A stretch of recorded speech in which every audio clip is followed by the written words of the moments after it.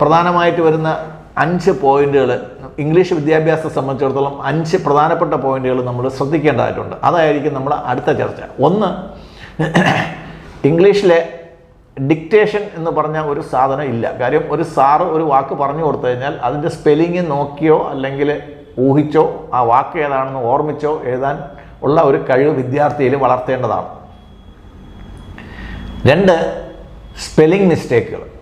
ഈ സ്പെല്ലിംഗ് മിസ്റ്റേക്കുകളെ അധ്യാപകർ തിരുത്തിയില്ലെങ്കിൽ അത് വളരെ നമ്മുടെ കുട്ടികളുടെ നിലവാരത്തിൽ വളരെ ഗഹനമായ ഒരു തളർച്ച ഉണ്ടാക്കും. അപ്പോൾ നമുക്ക് ഇന്നത്തെ കരിക്കുലത്തിൽ ഇതിന് വലിയ പ്രാധാന്യം കൊടുക്കുന്നില്ല. അപ്പോൾ നമ്മൾ പറഞ്ഞതിൽ ആദ്യത്തേത് ഇംഗ്ലീഷിൻ്റെ ഡിക്റ്റേഷൻ, അത് കഴിഞ്ഞ് സ്പെല്ലിങ്.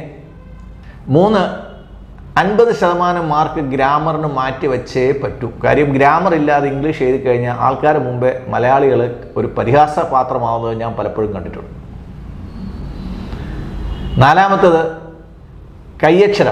കയ്യക്ഷരം നന്നാക്കുന്നതിന് കോപ്പി എഴുതിയാൽ മാത്രം പോരാ, 2 അക്ഷരങ്ങൾ ചേർത്ത് എഴുതാൻ നമ്മുടെ കുട്ടികൾക്ക് അറിയത്തില്ല.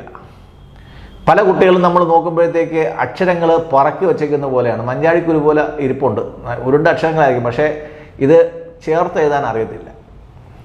നമ്മൾ ദേശീയ തലത്തിലോ അന്തർദേശീയ തലത്തിലോ ഒരു പരീക്ഷയ്ക്കോ ഒരു കോഴ്സിനോ ഒരു ട്രെയിനിങ്ങിനോ പോകുമ്പോഴത്തേക്ക് നമ്മുടെ കുട്ടികൾ അവിടെ പരിഹാസപാത്രങ്ങളാവും. 5, എഴുതുന്ന പുസ്തകത്തിലൊരു മാർജിൻ പോലും ഇടാൻ വേണ്ടിയിട്ട് നമ്മളെ അധ്യാപകർ അവരെ പഠിപ്പിക്കാറില്ല. കാര്യം പുസ്തകത്തിൻ്റെ ഒരു നീറ്റ്നെസ്സിന് നമ്മൾ മാർക്ക് കൊടുക്കാറില്ല. അടുത്തത്, നമ്മുടെ പരീക്ഷാ രീതിയിൽ ആ ആൻസർ പേപ്പറിൻ്റെ നീറ്റ്നെസ്സിന് ഒരു 5 മാർക്ക് മാറ്റി വെച്ച് കഴിഞ്ഞാൽ ഒന്നും സംഭവിക്കത്തില്ല.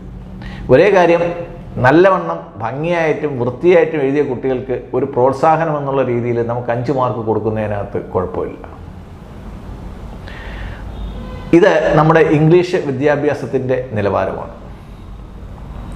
ഇനി കണക്കിൽ നമുക്ക് ടേബിൾ എന്ന ഒരു സാധനം ഇപ്പോൾ പഠിപ്പിക്കുന്നില്ല. ഞാൻ സ്റ്റേറ്റ് സിലബസിൻ്റെ കാര്യം പറയുന്നത്. ടേബിൾ പഠിക്കുന്നില്ലെങ്കിൽ കുട്ടികളുടെ മാത്തമെറ്റിക്കൽ എബിലിറ്റിയിൽ നമ്മുടെ ടേബിൾ ഒരു വലിയ പ്രാധാന്യം കൊടുത്തിട്ടുണ്ടായിരുന്നു.